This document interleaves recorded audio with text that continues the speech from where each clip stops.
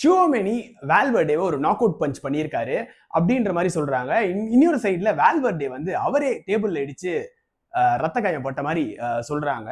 But இது எல்லாமே எப்படி நடந்தது, என்ன ஆச்சு எக்ஸாக்டா அப்படின்ற மாதிரி ஒரு சினாரியோ நிறைய பேருக்கு ஒரு கேள்விக்குறியா இருக்கு. ஸோ என்ன நடந்தது அப்படின்னு பார்த்தீங்கன்னா, ரியல் மேட்ரிட் இந்த சீசன் பர்டிகுலரா ரொம்ப போரா பண்ணிட்டு இருக்காங்க. சாம்பியன்ஸ் லீக்ல அவுட் ஆயிருப்பாங்க.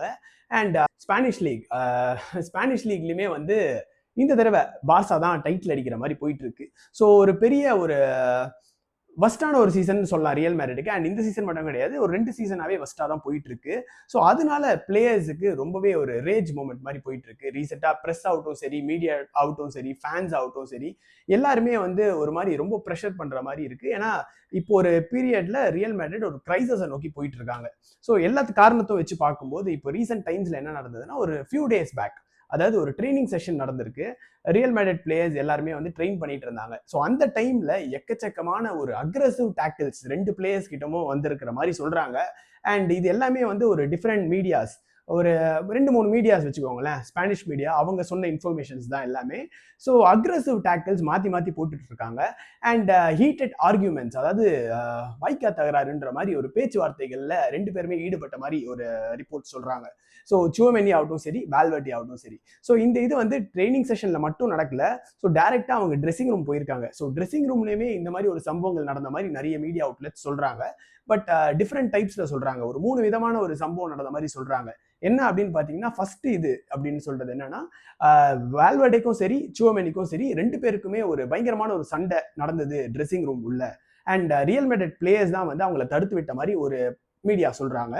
அண்ட் இன்னொரு மீடியா என்ன சொல்றாங்க அப்படின்னா, சியோமெனி வந்து நம்ம வால்வர்டேவை புஷ் பண்ணியிருக்காரா, அதாவது தள்ளி விட்டுருக்காரு. அந்த தள்ளி விட்ட காரணத்தினால வால்வர்டே போய் டேபிள்ல இடிச்சு விழுந்து அன்கான்சியஸ் லெவலுக்கு போயிட்டாரு அப்படின்ற மாதிரி சொல்றாங்க. பட் ரீசெண்டா வால்வர்டே என்ன சொல்லியிருக்காரு அப்படின்னா, இந்த மாதிரி ஒரு விஷயங்கள்லாம் எதுவும் நடக்கல.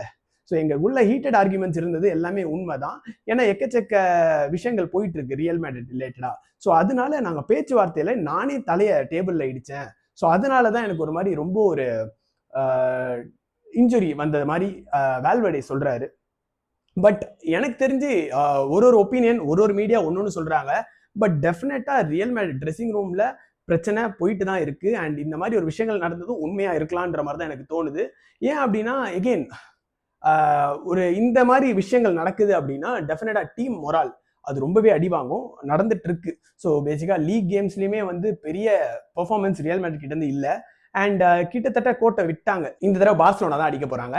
அண்ட் சாம்பியன்ஸ் லீகும் போச்சு, கோப்பா டெல் ரேவும் போச்சு. ஒரு 2 வருஷமா ரொம்ப பெரிய ஸ்ட்ரகிள்ல ரியல் மேட்ரிட் இருக்காங்க. அண்ட் இந்த வருஷம் ஜாபி அலோன்சோவும் சாக் பண்ணியிருந்தாங்க. அண்ட் அர்போலோவா அவர் வந்து மேனேஜ் பண்ணிட்டு இருந்தாரு. அண்ட் அவரையுமே வந்து இந்த ஜூனோட நீ கிளம்புப்பா அப்படின்ற மாதிரி சொல்லியிருக்காங்க.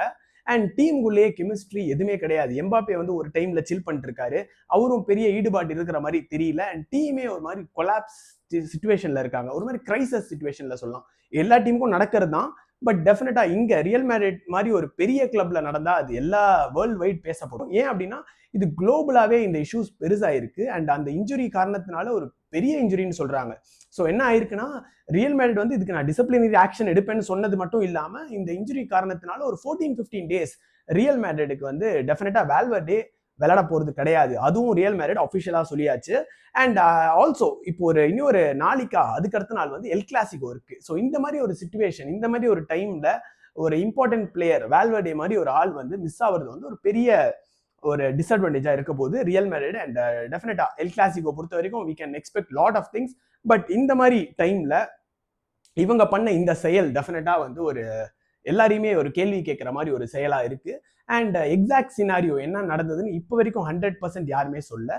பட் வால்வர்டே வந்து இப்போ ரீசெண்டா ஒரு ஸ்டேட்மெண்ட் கொடுத்திருக்காரு. அதான் நான் சொன்ன மாதிரி என்ன சொல்லியிருக்காருன்னா, பெருசா எங்களுக்குள்ள ஹீட்டட் ஆர்குமெண்ட்ஸ் இருந்தது எல்லாமே உண்மைதான், என்னோட ஃப்ரஸ்ட்ரேஷன் தான், அது ரியல் மேட்ரிட் இந்த மாதிரி இருக்கிற கிளப் கிடையாது, எப்பவுமே நாங்க வந்து ஒரு எக்ஸாம்பிளா இருப்போம், வேர்ல்ட்லி பெஸ்ட் கிளப். ஸோ அப்படிப்பட்ட கிளப் வந்து இந்த மாதிரி ஒரு டவுன்ஃபால்ல இருக்கிறதுனால எனக்கும் பிளேயர்ஸ்க்கும் சில எக்ஸ்சேஞ்ச் நடந்தது.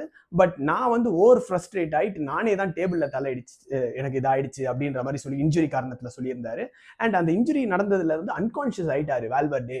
அண்ட் அவரை வந்து வீல் சேர்ல வச்சுட்டு தான் எடுத்துட்டு போனாங்க. அண்ட் ஸ்டிச்சஸும் போட்டிருக்காங்களா. ஸோ எக்கச்சக்க ப்ளீடிங் அந்த மாதிரி நிறைய விஷயங்கள் நடந்திருக்கு. But is fine now. அவர் வீட்டுக்கு வந்துட்டாரா, பட் மேட்ச் விளையாடுறதுக்கு இனி ஒரு 15 days ஆகும். அண்ட் சூமினியோட கதை என்னன்னு தெரியல, இப்போ வரைக்கும் பெருசா ரிவீல் பண்ணல. அவர் விளையாட போறாரா இல்லையா அப்படின்றது டெஃபினட்டா தெரியல. ஆனா இப்போ எகெயின் இந்த மாதிரி ஒரு சிச்சுவேஷன் நடந்த காரணத்தினால 2 பேரும் அட்லீஸ்ட் ஒருத்தராவது நெக்ஸ்ட் சீசன் வேற டீமுக்கு போறதுக்கு பெரிய பாசிபிலிட்டிஸ் இருக்குன்ற மாதிரி நிறைய பேர் சொல்றாங்க.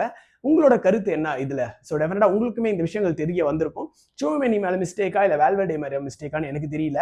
பட் டெஃபினட்டா ரியல் மேட்ரிட்டோட சிச்சுவேஷன் கொஞ்சம் வேர்ஸா இருக்கு. ஸோ அவங்க தான் ஒரு பெரிய ஒரு ரீசனா இருப்பாங்க. அண்ட் அவங்க டெஃபினட்டா மானிட்டர் பண்றாங்க. அண்ட் அவங்களும் panel and immediate meetings, emergency meetings போட்டிருக்காங்க. ஸோ என்ன சிச்சுவேஷன் எப்படி போகுது, எப்படி தடுத்து நிறுத்துறது, அண்ட் நெக்ஸ்ட் மேனேஜர் யாரா இருக்க போறா.